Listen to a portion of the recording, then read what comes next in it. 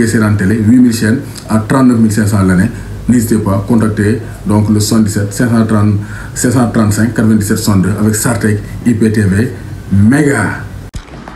Bonsoir à tous et à tous, bonsoir à tous les suiveurs et à tous les inconditionnels de Grégoire Omnisport. Bienvenue dans cette revue d'actualité donc du football mondial et précisément du football sénégalais. Donc le Nigeria s'est imposé 18-0 face à Sao Tomé et Principe. Donc 2 matchs de victoire pour les Super Eagles du Nigeria avec Victor Osimhen qui a été exceptionnel. Osimhen, Tcheregam Guleté, Dochiba Dahan. Donc 4 buts et 2 passes ici pour l'attaquant du Napoli, Pam Messaba, meilleur buteur de national avec Restad de Habib Bey et Cheikh Ndoye. Donc il s'est engagé avec Grenoble Foot. Là, il y a une promotion.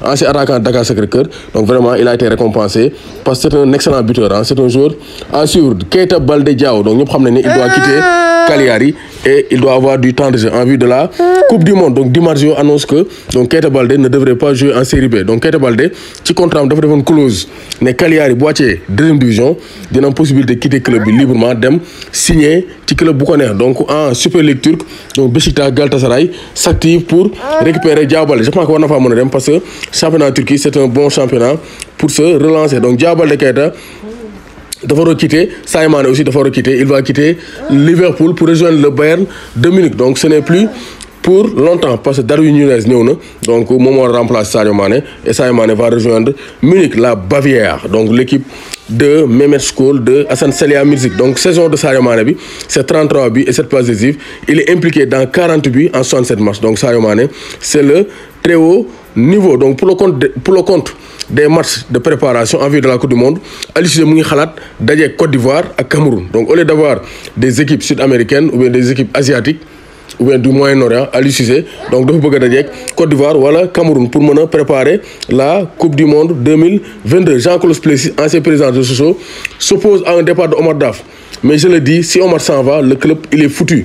Donc nee na Omar Daf du quitter parce que dañ ko annoncé 10 ans mais nee na Omar Daf du dem. Donc il doit pas quitter parce que bu demee club bi daanu donc Sadrené ñuy bëgg a obtenir le prêt de Abdou Diallo d'après Paris United. Abdou Diallo aussi il a besoin de temps de jeu. Un joueur qui cherche du temps de jeu. Rennes aussi c'est un bon challenge. C'est une équipe joueuse.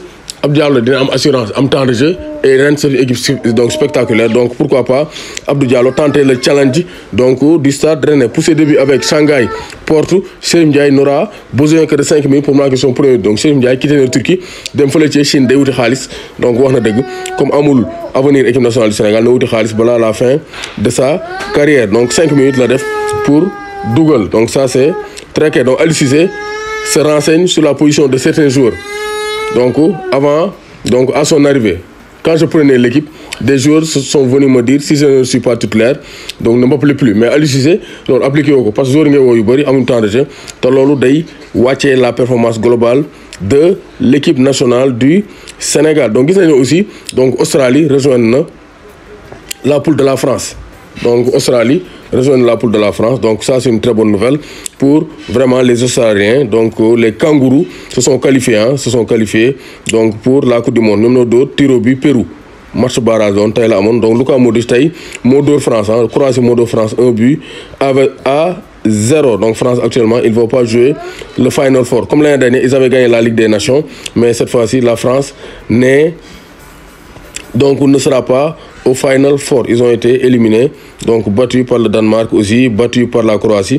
Donc la France est de plus en plus dans le dur. Donc Erling Haaland a posé avec le maillot de Manchester City. Ba mu nekkee xale mu ngi woon ni papaam City la doon jouer, donc kéwél dëb doom jëbët moom aussi il va jouer pour le maillot de City. Donc il a porté le maillot. Gis ngeen ko ci photo bi. Photo ba mu nekkee xale sol maillot City la yor, xale bi màgg na sol maillot City. Donc il faut croire en ses rêves. Donc rien n'est impossible. Donc Andrea Pirlo donc va signer en Turquie au Fatih Karagümrük. Donc ça c'est très clair. Donc gis nañu aussi donc fii ci Sénégal Ismaïla Sarr est bien pisté par Newcastle. Newcastle pare na pour teg taw lui 25 millions d'euros pour recruter Ismaïla Sarr. Donc gis ngeen le prix d'Ismaïla Sarr a baissé par saison bi. Donc ça n'a pas été flamboyant à cause des blessures des méformes. Donc je pense que Watford nañ def le tout jaay Ismaïla Sarr mu dem dans un club. Agent Ismaïla Sarr nañ activé wu parce que deuxième division pour Ismaïla Sarr c'est pas la bonne solution, c'est pas la solution. Donc pour un joueur qui doit jouer la Coupe du Monde, un joueur majeur de l'équipe nationale du Sénégal. Donc Benfica confirmé nañu accord Liverpool Darwin Núñez. Salah nee na amul benn problème temps yi Salah dafa takk rajo nee na amul benn xaarma yàlla ak Sadio Mané. Salah nie être en froid avec Mané te nee na objectif am mooy gagner ballon d'or européen donc ça c'est très clair donc Xavi faut se séparer de Piqué parce que Piqué actuellement ay problème extra sportif am mu ngi gàllankoor Barça donc l'équipe de Pape Camara le grand consultant donc Barça Piqué donc il s'est séparé avec Shakira donc ak Supercoupe d'Espagne yi bëgg jouer fële ci Arabie Saoudite mu ci am ay commission yëpp ay scandale yoo xam ne Piqué da cee ne ça nuit à l'image du club moo tax Xavi dafa bëgg a séparer wu de donc Piqué donc Barça veut Jules Koundé Barça ñoom ñëpp lañ bëgg mais amuñu xaalis Barça mooy ñi nga xam dañuy dem HLM di xool tissu yu rafet yi jersey rek brodé te amuñu xaalis dañuy xool ba sonn rek ñibbisiwaat donc Barça loolu mooy seen problème bëgg nañ mais amuñu xaalis amuñu koppar. La clause libératoire de Xavi donc de Gavi Paez passe de 50 à 100 millions d'euros donc il va prolonger avec le FC Barcelone donc Milan ñuy contacter donc Real pour Marco Asensio donc Gundogan pour succéder à Frenkie de Jong Giorgio Chiellini dem na fële ca Los Angeles.